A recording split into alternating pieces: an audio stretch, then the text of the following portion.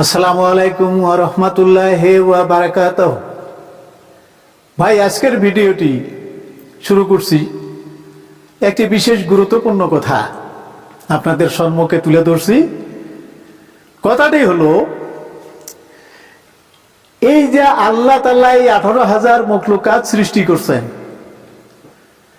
18,000 মখলুকাতের ভিতরে আল্লাহ তাআলা সবচাইতে কোন বস্তুটিকে প্রথম সৃষ্টি করলেন, এ বিষয়ে কিছু আলোচনা করব।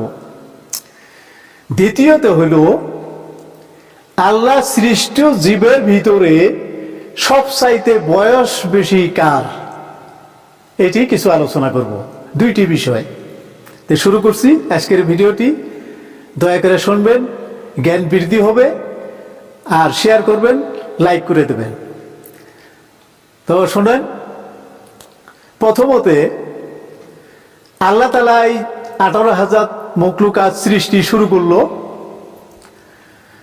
প্রথমে সৃষ্টি করলেন উনি আল্লাহর আরশ।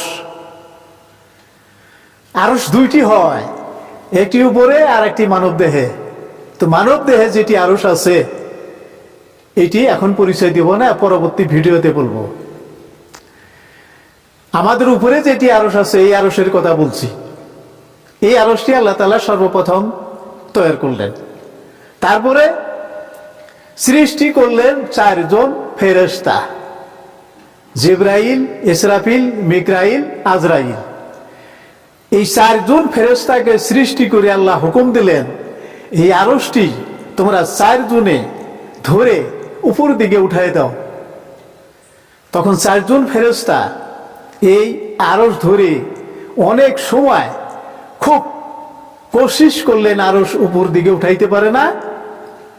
তখন আল্লাহর কাছে আরজি করলো, হে প্রভু, আমরা আরশ তুলতে পারতেছি না, তুমি একটু সহায় করো, দয়া করো। তা আল্লাহ বলল যে তোমরা সবাই মিলে এই দোয়াটি পাঠ করো, সুবহানা জিল মুলকে, সুবহানা জিল ইজ্জাতি ওয়াল আজমাতে ওয়াল হাইবাতি ওয়াল কুদরতি ওয়াল কিবরিয়াই, সুবহানা মালিকিল হাইয়িল্লাযী লা ইয়ামুতু আবাদান আবাদান, সুবহান কুদ্দুসুন রাব্বুনা ওয়া রাব্বুল মালাইকাতি ওয়ার রূহ।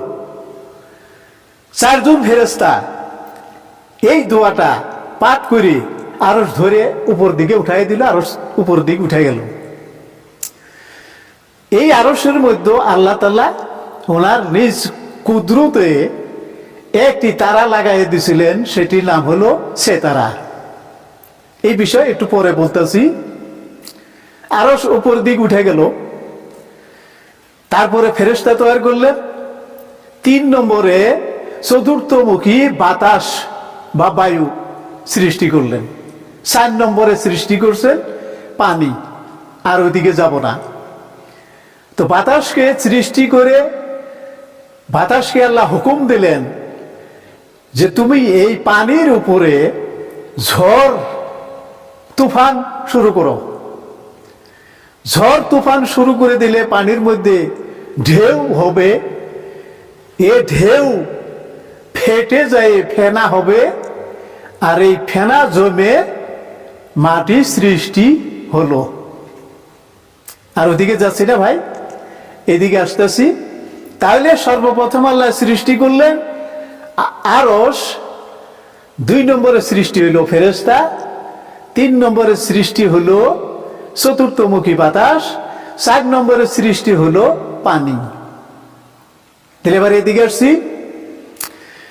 আল্লাহর সৃষ্ট জীবের ভিতরে সবচাইতে বয়স কার বেশি, এই কথাটা একটু চিন্তা করেন, বিবেচনা করেন তো, পাওয়া যায় নাকি বয়স কার বেশি?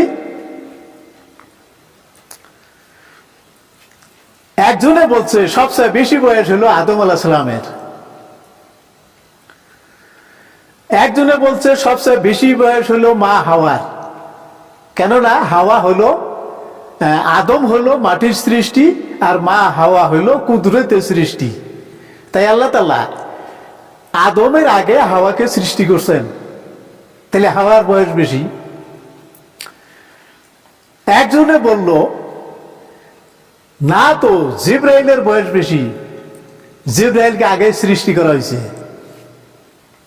এই সম্পর্কে সংক্ষিপ্ত একটি বর্ণনা দিচ্ছি আপনাদের সম্মুখে।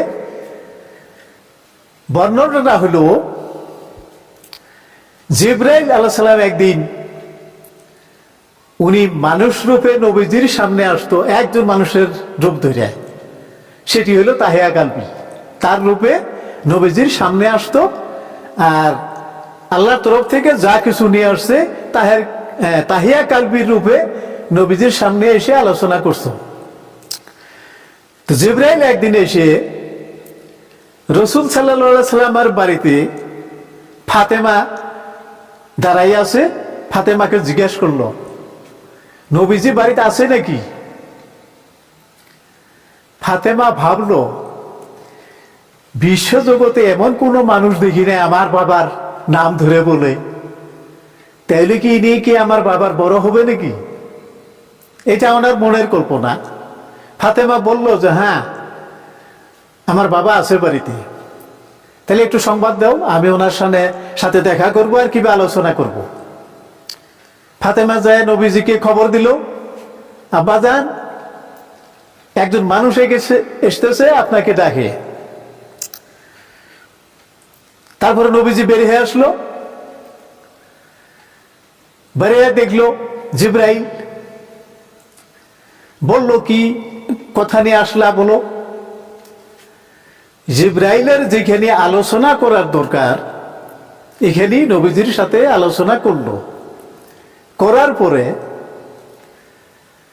জিবরাইল চলে যাবে, এমন সময় ওনারা দুইজন এক জায়গায় উপস্থিত থাকতে ফাতেমা নবীজিকে জিজ্ঞাসা করলো, আব্বাজান, এই আপনাদের দুইজনের মাঝে কার বয়স বেশি, কারা বড়, আমাকে একটু পরিচয় দিবেন? নবীজি বলল, ফাতেমা, তুমি এই কথা কেন জিজ্ঞেস করলে? ফাতেমা বলল, আব্বাজান, এই লোকটি যখন আসলো তখন উনি আপনার নাম ধরে বলছে আমার কাছে যে উনি কি বাড়িতে আছে? আমি স্বীকার করলাম যে হ্যাঁ আছে। তাই আমার মনে এটি খুব একটা বিষয় আলোচনা অন্তরের ভিতরে চলছে যে আপনাদের ভিতরে দুইজনের মাঝে বড় কারা, কার বয়স বেশি, এটি আমি একটু জানতে চাই বা শুনতে চাই। নবীজি জিবরাইলকে জিজ্ঞাসা করলো, জিবরাইল, তুমি তোমার পরিচয় দাও, তোমার জন্ম থেকে কত বছর বয়স হয়েছে এটা আমার কাছে জানিয়ে দাও। এটা ফাতেমাও শুনবে। জিবরাইল বলল যে আকাশের দক্ষিণ সাইডে সেতারা নামে একটি তারা আসে, এটা 70,000 বছর পর একবার আসে, আর এই তারাটি আমি 3 বার দেখেছি।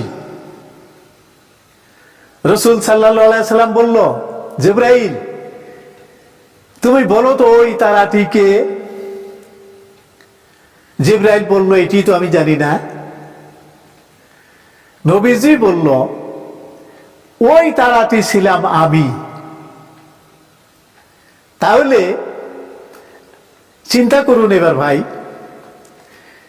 বিশ্বের ভিতরে আল্লাহর সৃষ্টির মাঝে নবীর আগে শুধুমাত্র আরশটাই তৈরি করছে, তারপরে আল্লাহ তাআলা আরশের মধ্যে এই সেতারা বানিয়ে রাখছিল, আর এই সেতারাটা হলো দয়ার নবী সাল্লাল্লাহু আলাইহি সাল্লাম। তাহলে আমাদের নবীর বয়স কত? তো সেই নবীর প্রতি আমরা সবাই দরুদ পড়ি, সালাম দেই, মিলাদ পড়ি, নবীর রহমত পাবো। যারা নবীর নামে দরুদ পড়ে, আল্লাহ ও রাসূল দুজনাই তাদের উপরে দয়া বর্ষণ করে। তাই ভিডিওটি আপনাদের সামনে তুলে ধরলাম, নিশ্চয় ভালো লাগবে। আলোচনাটা শুনবেন, দেখবেন, আর দয়া করে ভিডিওটি লাইক করে দিবেন।